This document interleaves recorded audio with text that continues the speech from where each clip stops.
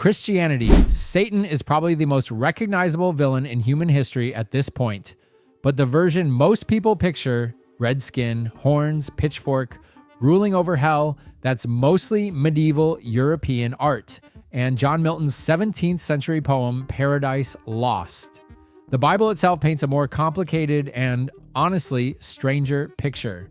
The Hebrew word Satan literally means adversary or accuser. In Job, he challenges God by arguing that Job is only faithful because his life is comfortable. Take away the blessings, Satan says, and watch what happens. God agrees to let him test Job, which from a modern standpoint feels like a wild arrangement. But the point is that Satan in that story is operating within the system. He's not a rogue agent. He's doing a function. The New Testament version is considerably more adversarial. Jesus calls him the ruler of this world and a liar and the father of lies. Satan tempts Jesus in the wilderness for 40 days. He's described as prowling around like a lion looking for someone to devour. The fully developed story is that he is the proud angel who fell from heaven, who led a rebellion and was cast out. The Book of Enoch, which is Jewish apocalyptic literature not included in most biblical canons, has early versions of fallen angel stories. Isaiah 14 has a poetic passage about a figure called the morning star being cast down, but that passage is widely understood by scholars as a taunt directed at the king of Babylon. What's theologically significant about Satan in Christian doctrine is that he's not God's equal. He's a created being, specifically a fallen angel who chose pride over obedience. He has real power, but it's bounded power. The Christian story ends with his defeat. He's genuinely dangerous, especially to individual souls, but he can't win the war. That distinction matters to Christian theology because it means evil isn't an eternal, co-equal force in the universe. It's a corruption of something that was originally good. Judaism. Judaism takes a fundamentally different approach, and it's one that doesn't get talked about enough outside of Jewish scholarly circles. Rather than placing evil primarily in an external being, traditional Jewish theology locates it inside every person. The concept is the Yetzer Hara, the evil inclination. Every human being is born with two inclinations, the Yetzer Hadov and the Yetzer Hara. Good inclination and evil inclination. These aren't demons. They're more like internal drives, psychological forces pulling in different directions. The Yetzer Hara pulls towards selfishness, lust, anger, greed, the easy wrong choice over the harder right one. By the way, if you enjoy my content, feel free to take a second to subscribe to my channel. It really means a lot to me. Now, let's get back to the video. The Talmud has this genuinely surprising debate about whether the Yetzer Hara is a bad thing at all. One passage says that if it were possible to kill the evil inclination, the world would stop functioning. Nobody would build businesses, have children, compete, or create anything. The same drive that makes a person overeat also makes them cook a great meal. The same drive that could lead to an affair also generates romantic desire within a marriage. The rabbis were remarkably unsentimental about this. Evil isn't just an outside force attacking good people. It's woven into the fabric of human motivation, and the project of religious life is learning to redirect it rather than pretend it doesn't exist. Satan does appear in the Talmud, but his role is closer to a cosmic prosecutor than a ruler of darkness. Some rabbinic literature identifies the Yetzer Hara with Satan directly. They're the same thing understood from different angles. The internal temptation and the external accuser are connected. Islam. When God created Adam, he commanded all the angels and jinn, which are the supernatural beings created from fire, to bow before this new creation. Every being obeyed except one, and his name is Iblis. His reason, stated clearly in the Quran, is, "I am better than him. You created me from fire and him from clay." He was not going to bow to something he considered inferior. There's an almost understandable logic to his position. In ancient Near Eastern thinking, fire was considered noble, dynamic, and powerful, while clay was earthy, low, and humble. So Iblis was basically applying a hierarchy that had some cultural weight behind it. God casts him out because of that. Iblis then makes a request, "Don't destroy me until the day of judgment." God grants the reprieve and Iblis makes his intentions explicit. He will devote the time he has to misleading the children of Adam. He'll come at them from in front and behind, from left and right. Zoroastrianism. This one is largely unfamiliar to Western audiences. Zoroastrianism was founded by Zoroaster in ancient Persia, probably somewhere around 1500 BCE, possibly earlier. Scholars debate the dating. The religion is structured around a fundamental opposition between two forces: Ahura Mazda, the uncreated wise lord of light and truth, and Angra Mainyu, the destructive spirit who chose deception. In the earliest Zoroastrian texts, these two are described as twin spirits who existed from the beginning. One chose truth, one chose the lie. From that foundational choice, the entire conflict between good and evil in the world flows outward. Everything Ahura Mazda created, Angra Mainyu countered with a corrupted version: life and death, health and disease, light and darkness. The world is a battleground between these two creative forces. This is more genuinely dualistic than Christianity or Islam, where God is clearly supreme and Satan is a created subordinate being. Angra Mainyu is not subordinate in the same way. The battle between them is real and extends through cosmic time. Ahura Mazda does win at the end. There's a final renovation of the world, a purification, a kind of cosmic restoration. But the conflict isn't trivial. Evil is a genuine, opposing principle, not just a temporary corruption. The reason this matters historically is that Zoroastrianism almost certainly influenced Judaism during the Babylonian exile, when large portions of the Jewish population were living under Persian rule and in contact with Zoroastrian ideas. Scholars have traced significant parallels between Zoroastrian concepts, cosmic dualism, a final judgment, resurrection of the dead, a renovated world at the end of history, and themes that appear in Jewish apocalyptic literature after the exile.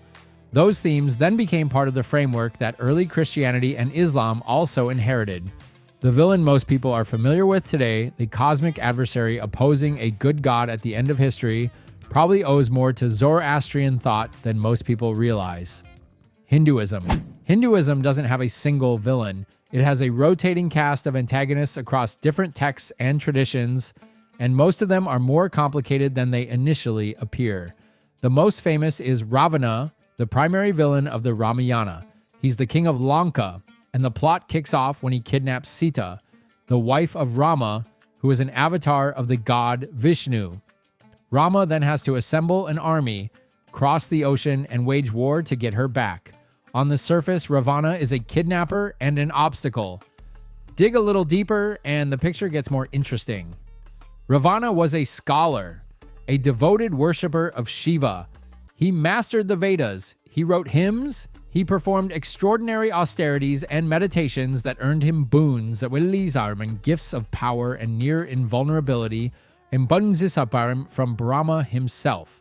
He wasn't born powerful or given power arbitrarily. He worked for it through genuine religious practice. What went wrong, according to the text, is that he couldn't control his desire. He saw Sita and wanted her. He was told no in various ways, and he took her anyway. His enormous knowledge, his religious devotion, his political power, none of it could redirect the force of his ego and desire. He knew what Dharma required. He chose against it anyway. There's a real regional tradition in South India and Sri Lanka where Ravana is not treated as a villain at all, or at least as a tragic figure rather than a simply evil one. Some temples are dedicated to him. The argument is that he had every qualification for greatness, but was destroyed by one flaw, and even his death at Rama's hands was ultimately moksha, liberation from the cycle of rebirth. Killed by an avatar of Vishnu is actually a pretty elevated way to go in Hindu cosmological terms. The broader category of Hindu villains is the Asuras. They're often translated as demons, but that flattens what they actually are. In the oldest Vedic texts, both the Asuras and the Devas, the gods, were powerful divine beings. The word Asura just meant powerful one. The split between the two groups developed over time, with the Devas aligning with cosmic order and the Asuras, pursuing individual power, pleasure, and autonomy over everything else. The goddess Durga's most famous myth involves an Asura named Mahishasura, the buffalo demon. He performed such extreme austerities and accumulated so much spiritual power that the gods collectively couldn't defeat him. They pooled their combined divine energy to create Durga, who fought Mahishasura for 9 days before killing him on the 10th. The festival of Navratri celebrates that battle every year across South Asia. Again, Mahishasura had real power earned through real spiritual practice. His villainhood came from how he used it, domination, not service. Buddhism. Buddhism presents a particular challenge for this kind of discussion because it doesn't have a creator god, so its villain can't be defined as a rebel against divine authority. Instead, it has Mara, who functions specifically as the enemy of awakening. The most famous encounter between Mara and the Buddha is the night Siddhartha Gautama sat under the Bodhi tree on the verge of enlightenment. Mara appeared and tried to stop him. The story describes Mara sending armies: doubt, fear, temptation, restlessness. Then he sent his 3 daughters, desire, discontent, and craving, to seduce Siddhartha away from meditation. None of it worked. The Buddha's response was remarkably undramatic. He touched the earth with his right hand, calling the ground itself as witness to his accumulated merit and resolve. Mara's forces dissolved. The enlightenment happened. In Buddhist understanding, Mara is simultaneously an external being, a god who rules over the realm of sensory pleasure and desires that beings remain attached, and a representation of internal psychological states. The word Mara comes from a Sanskrit root meaning death or destruction. He represents everything that keeps beings trapped in samsara, the cycle of suffering and rebirth. Craving, aversion, delusion, the 3 poisons. As long as people are caught in those states, they remain in Mara's domain. There's a beautiful thread in the Pali text where the Buddha, even years after his enlightenment, is still visited by Mara, and each time the Buddha recognizes him immediately. "I see you, Mara," he says, and that's enough. The recognition alone dissolves Mara's power. This is core Buddhist psychology. Darkness loses its grip when you see it clearly rather than being controlled by it without knowing it. Egyptian mythology. Set is one of the oldest villain figures in recorded religion. Egyptian mythology is at minimum 5,000 years old, and Set's conflict with Osiris is one of the central stories. Set murdered his brother Osiris, who was king of the gods. The method was elaborately cruel. He had a beautiful coffin made to Osiris's exact measurements, brought it to a feast, and offered it as a gift to whoever fit inside it perfectly. When Osiris lay down in it, Set sealed the lid and threw it into the Nile. Later, after Isis retrieved and reassembled the body, Set found it again and dismembered it, scattering the pieces across Egypt to prevent resurrection.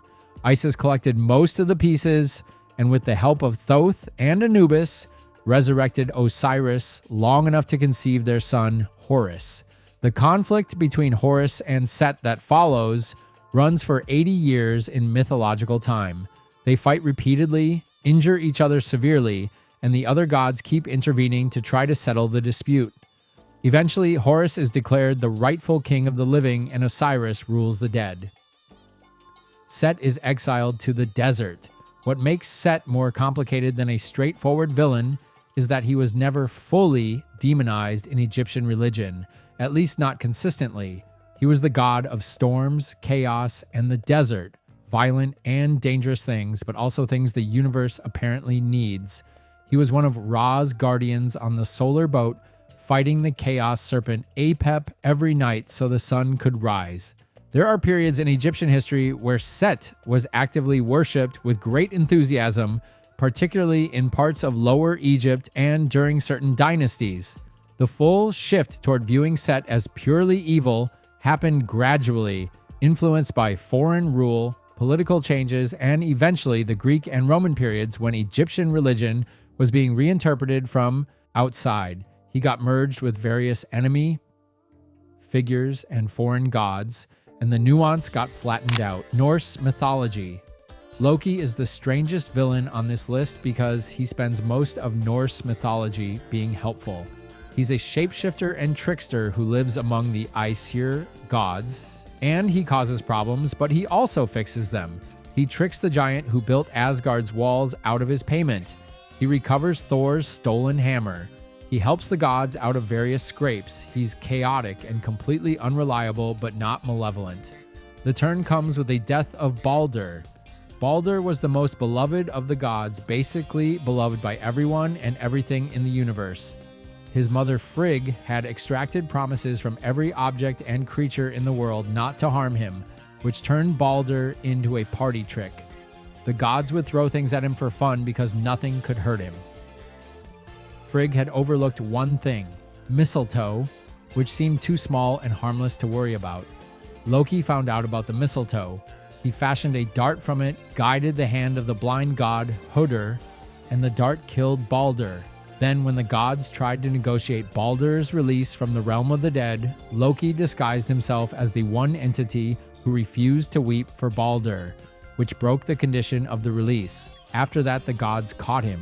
He's bound beneath the earth with a serpent dripping venom on his face, his wife Sigyn holding a bowl to catch the drops. When she has to empty the bowl, the venom hits him. He writhes in pain, and that's what causes earthquakes. The end of the world, Yundiripuruk, when he breaks free and leads the forces of chaos in the final battle against the gods. What's worth noting about Norse mythology is that Ragnarok isn't exactly a victory for the good guys. Most of the major gods die in the battle. Odin dies, Thor dies, Freyr dies. Loki kills Heimdall, and Heimdall kills Loki. The world is destroyed and then remade, renewed, better than before, but the ending is closer to mutual destruction than triumph. And Loki's betrayal wasn't entirely without context. His children by a giantess had been treated brutally by the gods. One was killed, one was bound in chains, one was banished to the underworld. There's a passage in the Prose Edda where Loki, at a feast, catalogs every wrong the gods have done to him before they catch him. He has grievances. Whether they justified what he did is another question, but Norse mythology was willing to write a villain who had legitimate reasons to be angry.